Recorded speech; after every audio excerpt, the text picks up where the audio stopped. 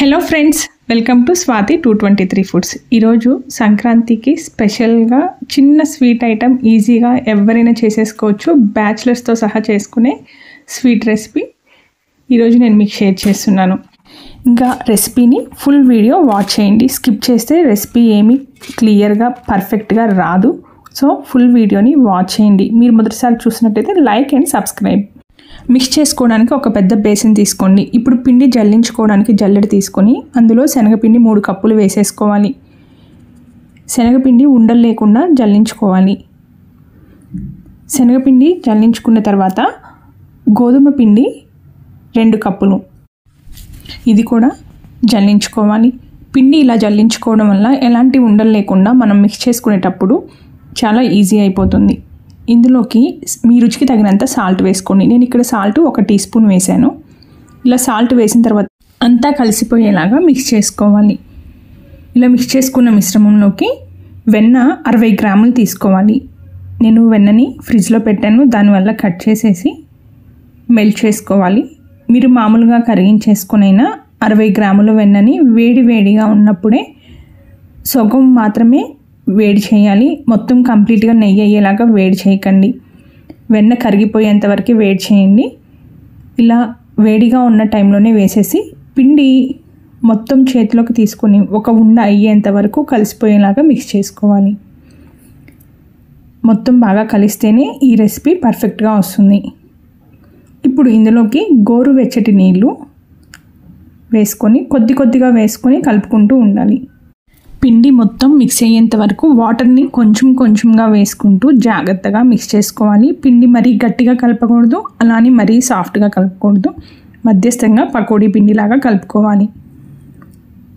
ఇలా కలుపుకున్న తర్వాత పిండిని సైడ్న పెట్టేసుకోండి. ఇప్పుడు చక్రాల గిద్దలు ప్లేటు కొంచెం పెద్దగా ఉన్న చక్రాల గిద్దలు ప్లేట్ తీసుకోండి. చక్రాల గిద్దని సెట్ చేసుకొని అందులోకి 1 టీ స్పూన్ ఆయిల్ వేసేసుకోవాలి. గ్రీస్ చేసుకోవడానికి పిండి ఈజీగా జారి కిందకు వస్తుంది. ఇలా చేయడం వల్ల మనకి కష్టం అనిపించకుండా ఈజీగా చేసుకోవచ్చు. ఇప్పుడు పిండి అంతటిని ఇలా గిద్దల్లోకి పెట్టేసిన తర్వాత కడాయిలోకి డీప్ ఫ్రైకి సరిపడినంత ఆయిల్ వేసుకోవాలి. లోతు ఎక్కువగా ఉన్న బాండీ తీసుకుంటే మనకి డీప్ ఫ్రై చేసుకోవడానికి ఆయిల్ తక్కువ పడుతుంది. నేను ఆయిల్ తక్కువ వేసేసుకొని వీటిని ఫ్రై చేసుకున్నాను. వీటిని మీడియం ఫ్లేమ్లో ఉంచేసి దగ్గర ఉండి జాగ్రత్తగా ఫ్రై చేసుకోవాలి. హై ఫ్లేమ్లో పెట్టేసినట్లయితే నల్లగా మాడిపోతాయి. లో ఫ్లేమ్లో పెట్టేసిన సరిగా వేగవు. ఇక్కడ చూపించిన విధంగా పిండి మొత్తాన్ని ఇలా చక్రాల్లాగా చేసేసుకోండి. వీటన్నింటినీ వేయించుకున్న తర్వాత ఒక సైడ్న పెట్టేసుకోండి. ఇలా వేయించుకున్న చక్రాల్ని కొంచెం చిన్నగా క్రష్ చేసుకోవాలి. ఇక్కడ చూపించిన విధంగా క్రష్ చేసేసుకొని సైడ్ పెట్టేసుకోండి. ఇప్పుడు పాకం రెడీ చేసుకుందాం. పాకం కోసం బెల్లము 3 కప్పులు, 4 కప్పులో 1/4 వంతు కప్పు మాత్రమే బెల్లం వేసుకోండి. స్వీట్ ఎక్కువ కావాలి అనుకుంటే 4 కప్పులు బెల్లం వేసుకోండి. బెల్లంలో 1/4 కప్పు నీళ్లు వేసుకోవాలి. వేసుకున్న తర్వాత బెల్లాన్ని మిక్స్ చేసుకోండి. మిక్స్ చేసుకున్న తర్వాత స్టవ్ని వెలిగించుకొని లో ఫ్లేమ్లో ఉంచేసుకొని 1/2 టీ స్పూన్ యాలకుల పొడి వేసుకొని ఉడికించుకోవాలి. బెల్లం ఇప్పుడు పాకానికి రెడీ అయిపోయింది. ఇలా ఉడికిన తర్వాత మీరు ఒక ప్లేట్లోకి వాటర్ వేసుకోండి. నేను ఇక్కడ పాకం మీకు పర్ఫెక్ట్గా చూపిస్తాను, మీరు చేసుకోవడానికి ఈజీగా ఉంటుంది.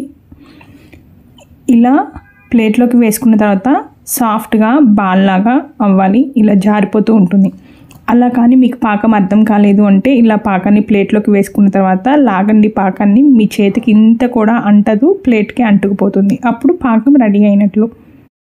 ఇప్పుడు ఉడికించుకున్న పాకాన్ని ఈ చక్రాలన్నిటిలోకి వేసేసుకొని మిక్స్ చేసుకోవాలి.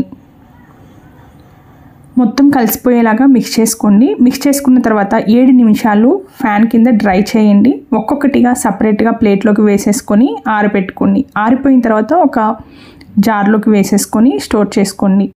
ఈ 1 మంత్ వరకు స్టోర్ ఉంటాయి. ఈ రెసిపీ నేను స్పెషల్గా మా పిల్లల కోసం చేశానండి. హెల్తీగా ఎలాంటి రైస్ ఫ్లోర్ లేకుండా చేయాలి అని. సో మీరు కూడా ఈ రెసిపీని ఒకసారి ట్రై చేయండి. నాకు కామెంట్ బాక్స్లో ఫీడ్ చేయండి. Thank you for watching.